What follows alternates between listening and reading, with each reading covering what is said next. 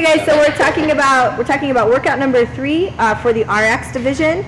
We're going to have 2 6-minute AMRAPs that the male pair, male pair, and female pair are working on simultaneously.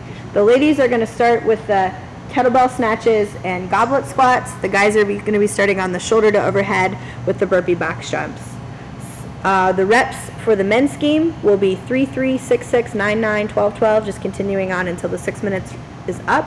The ladies will jump by 6, so they'll be doing 6, 6, 12, 12, 18, 18, so on and so forth until that 6 minutes is up.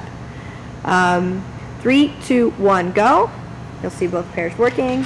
They can break up the reps however you want. So it looks like Alicia's starting on those kettlebell snatches. Danny is starting on the shoulder to overhead.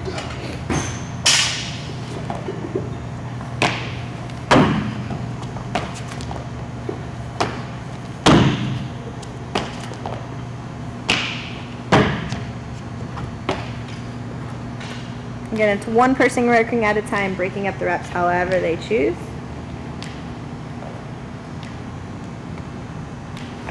Okay, we're going to pretend the 6 minutes is up now. There's going to be a 1-minute transition, so the guys are going to come now over to the kettlebell side.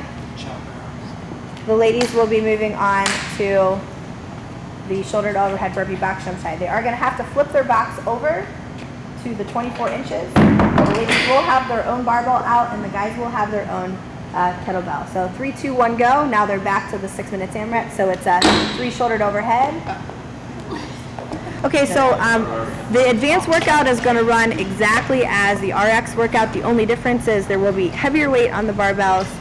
The box height will remain the same. The kettlebell weight will remain the same. The only difference is we were doing pistol squats instead of goblet squats, but the reps will follow the same pattern. Okay, so then the 6 minutes is now complete, and Andy will start immediately into his 150 double unders. Okay, we'll say they're finished their 150. Now we're moving on to 150 wall balls. The advanced wall balls, it'll be the same reps. Instead of doing a 10-foot target and 9-foot target, we will now be raising it 1 foot to an 11-foot target, 10-foot target. We're going to do that until time is up. We're demonstrating the standard on the shoulder to overhead movement. So Alicia's going to go ahead and pick up the bar into her front rack position. First option would be a strict press, push jerk, split jerk. Make sure you bring your feet back together before lowering the bar. What we're looking for here is, go ahead and show us another push press. Just make sure that the arms are fully locked out with the bar over the midsection of the body before lowering that bar down, as well as your hips fully extended. One thing we'll show you here is a no rep is where you don't fully extend those hips before lowering the bar down. Show us another one. Okay. And then another no rep would be you don't bring your feet back together if you chose the split option. Okay, so that's a no rep. And then of course if you don't lock out those arms, or if the barbell's in front of you.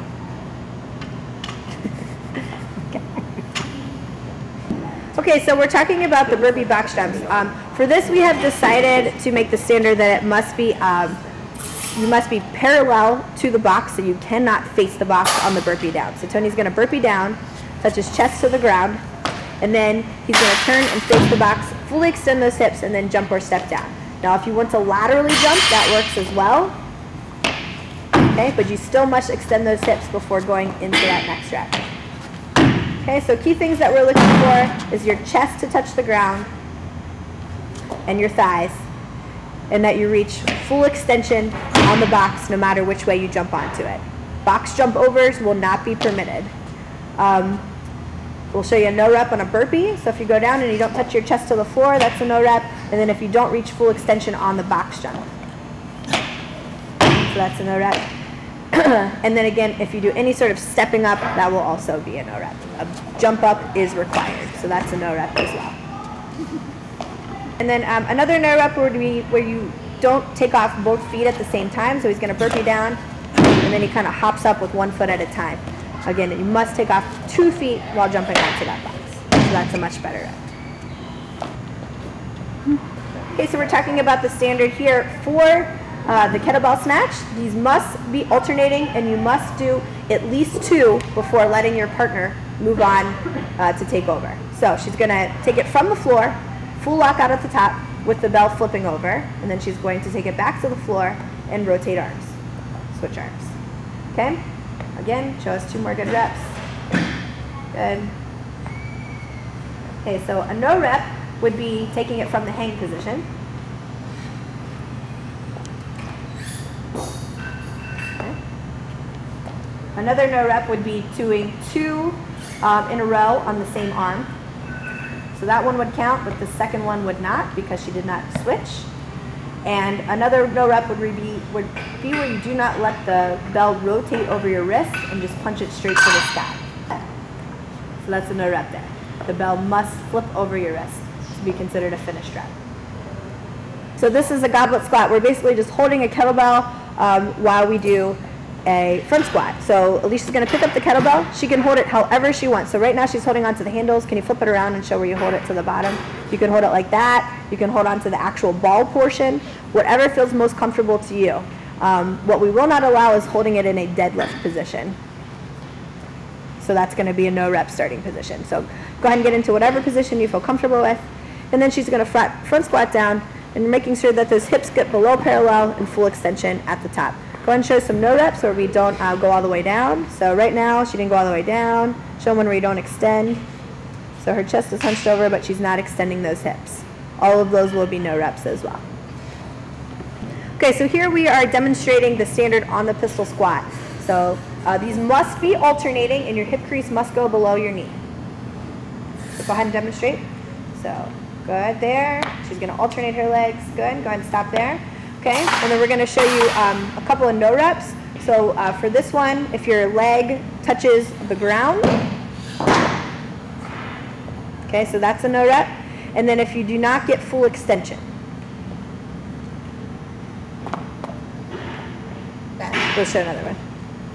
Okay, so she kind of lost control of it before she fully extended. Again, they must be alternating. You must do at least 2 before moving on. We're not going to require that you finish on an even number, but you must do at least 2 reps before you allow your partner to take over.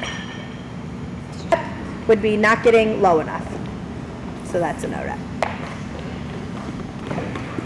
Okay, so here we are demonstrating the standard for the wall ball. So we're looking for your hip crease to go below your knee and to hit the designated target. He's going to show us the 9-foot target first, the 10-foot, and the 11-foot. Oh, and the 11-foot.